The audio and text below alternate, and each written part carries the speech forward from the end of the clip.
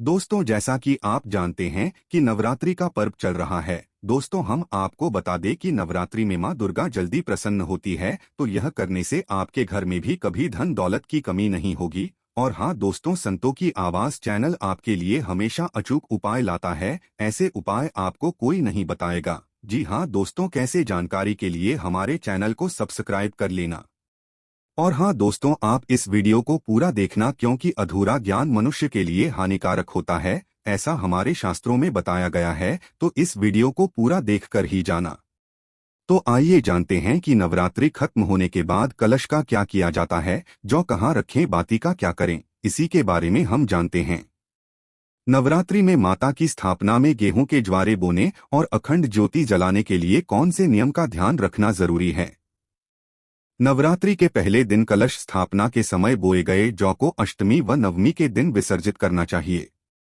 नवरात्रि पर बोए गए जौ जिस तरह हरियाली लाते हैं, वहीं इनका रंग आपके जीवन में होने वाली चीजों का संकेत देते हैं। अगर जौ का रंग नीचे से आधा पीला और ऊपर से आधा हरा है, तो यह इस बात का संकेत है कि आने वाले साल का आधा समय तो आपके लिए अच्छा रहेगा, जबकि बाकी बचे हुए वर्ष में आपको थोड़ी परेशानी का सामना करना पड़ सकता है। अगर नवरात्रि में बोए गए जौ सफेद या हरे रंग के उगते हैं, तो इसे एक अच्छा संकेत माना जाता है। कहते हैं कि इससे देवी मां की आप पर कृपा होगी और आपकी सारी मनोकामनाएं पूरी होंगी। अगर जौ ज्यादा मात्रा में निकले और वो एकदम हरे हो, तो इसे शुभ माना जाता है। ये समृद्धता का प्रतीक माने जाते हैं। कहते हैं कि ऐसा होने पर व्यक्ति को धन प्राप्त होता है, साथ ही घर में खुशहाली आती है। यदि नवरात्रि पर बोई गई जौ निकलने के बाद झड़ गई हो या पीली होकर गिर रही हो, तो इसे अशुभ संकेत माना जाता है। कहते हैं कि इससे व्यक्ति के जीवन में परेशानियां आ सकती हैं। उन्हें धन हानि से लेकर दूसरी कई मुसीबतों का सामना करना पड़ सकता है। मान्यताओं के अनुसार अगर बोई गई जौ में अंकुर जल्दी फूटते हैं और ये काफी बड़े हो जाते हैं, तो ये इस बात का संकेत है कि जल्द ही आपके जीवन में कुछ अच्छा होने वाला है और आपको आपकी उम्मीद से ज्यादा लाभ होगा। जिन लोगों के यहाँ जौ में अंकुर देर से फूटते हैं और ये ज्यादा बढ़ नहीं पाते हैं, तो माना जाता है कि व्यक्ति की जिंदगी उतार चढ़ाव से भरी रहेगी। उन्हें सफलता पाने के लिए ज्यादा मेहनत करनी पड़ेगी। अगर जौ का रंग नीचे से पीला और ऊपर से हरा हो, तो इसका मतलब होता है कि आपका आने वाला वर्ष मिला जुला रहेगा। आपको सफलता और असफलताएं दोनों ही मिलेंगी। जौ बोने को कई लोग खेतरी भी कहते हैं। नवरात्रि पर बोए गए जौ को जितनी शुद्धता के साथ लगाया जाता है, इसे सही जगह रखने के भी कुछ नियम हैं। इसके तहत खेतरी को अष्टमी व नवमी के दिन विसर्जित किया जाता है। चूंकि जौ देवी अन्नपूर्णा मां का प्रतीक है, इसलिए इन्हें किसी मंदिर में अथवा पीपल व बरगद के पेड़ के नीचे रखना शुभ माना जाता है।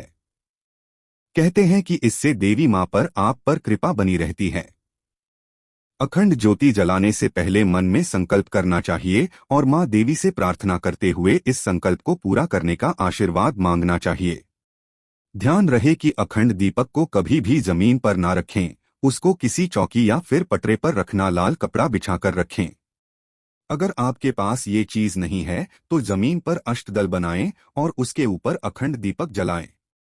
ज्योति को मां भवानी के दाईं ओर रखें। अगर सरसों के तेल का दीपक है तो बाईं ओर रखें। अखंड ज्योति जलाने से पहले भगवान गणेश, माता दुर्गा और भगवान शिव का ध्यान करें। ध्यान करने के बाद ओम जयंती मंगला काली भद्रकाली कृपालिनी दुर्गा क्षमा शिवा धात्री स्वाहा स्वधा नमोस्तुते मंत्र का जप करें। इसी नियम के साथ अखंड ज्योति जलाएं। 9 दिन बाद दीपक को गलत तरीके से नहीं बुझाना चाहिए, बल्कि स्वयं बुझने देना चाहिए। अखंड ज्योति की गर्मी दीपक से 4 अंगुल चारों ओर अनुभव होनी चाहिए और उसकी लौ सुनहरी जलनी चाहिए। दीपक की बाती बार बार नहीं बदलना चाहिए और दीपक से दीपक नहीं जलना चाहिए। अखंड ज्योति के पास भी फूल और अक्षत रखने चाहिए और अपनी मनोकामना बतानी चाहिए। अखंड ज्योति में जलाने वाला दिया कभी बुझना नहीं चाहिए, इसलिए इसकी बाती विशेष होती है। यह रक्षासूत्र से बनाई जाती है। 1.25 हाथ का रक्षासूत्र दीपक के बीचों बीच रख दें। अखंड ज्योति के लिए शुद्ध देसी घी का इस्तेमाल करें। अगर घी नहीं है तो सरसों के तेल या फिर तिल के तेल का प्रयोग कर सकते हैं, लेकिन सरसों का तेल शुद्ध होना चाहिए। अखंड ज्योति जलाने के बाद उसको अकेला नहीं छोड़ते। कहते हैं अगर यह ज्योति बुझ जाए तो बहुत बड़ा अपशगुन होता है। मान्यता है कि नवरात्र में अखंड ज्योति जलाने रखने से घर परिवार में सुख शांति बनी रहती है और सभी तरह के समस्याओं से मुक्ति मिलती है। साथ ही माता का आशीर्वाद सभी को मिलता है, जिससे आरोग्य की प्राप्ति होती है। माता के आशीर्वाद से जीवन में सदैव प्रकाश बना रहता है और घर में सकारात्मक ऊर्जा का संचार होता है। नवरात्रि स्थापना के दिन पूजा के समय उसमें आवश्यकता अनुसार पानी भर देवें।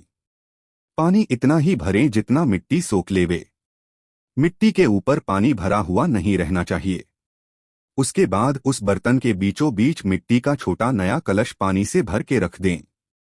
कलश के ऊपर आम या अशोक के पत्ते चारों तरफ रखते हुए बीच में मोली से बंधा हुआ एक नया नारियल रख देंगे। पूजा में कलश स्थापना के समय इस कलश की यथाविधि पूजा करें। अगले 3 दिन तक उनमें पानी नहीं भरें। तीसरे दिन जौ अंकुरित होने लगेंगे।